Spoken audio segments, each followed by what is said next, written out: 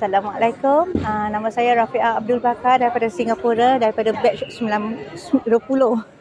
Okey, alhamdulillah, kali ini bila saya pergi melakukan umrah sebagai mutawifah, perasaan saya begitu berlainan sekali, kerana selalunya bila saya membawa pegawai, membawa orang, saya sebagai seorang pegawai ataupun jemaah, dan saya selalu sibuk untuk menguruskan orang-orang lain hingga kadang-kadang terlepas pandang mengenai tempat-tempat yang kita ziarahi atau tempat-tempat yang bersejarah itu. Tetapi kali ini adalah berlainan sekali sebab kita sendiri yang mempelajari apa-apa tempat yang kita ziarah tu, walaupun bukan topik kita, tetapi kita kena ketahui sebab sebagai mutawifah kita tak boleh lepas pandang.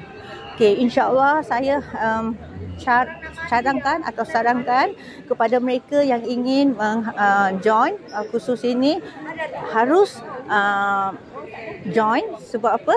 Ia adalah untuk kepribadian sendiri dan untuk memberitahu kepada orang-orang di luar sana betapa pentingnya untuk kita mengetahui sejarah asal usul Islam, terutama sekali mengenai Rasulullah dan di negara Madinah dan Mekah. Dan bila kita belajar, kita seharusnya mengeluarkan pula apa yang kita belajar itu kepada orang lain. Kalau tak, dituntut nanti di akhirat. Jadi pada saya, alhamdulillah, menjadi mutawifah pilihan itu adalah satu perkara yang tidak disangka-sangka, kerana mungkin secara semula jadi saya memang suka menolong orang.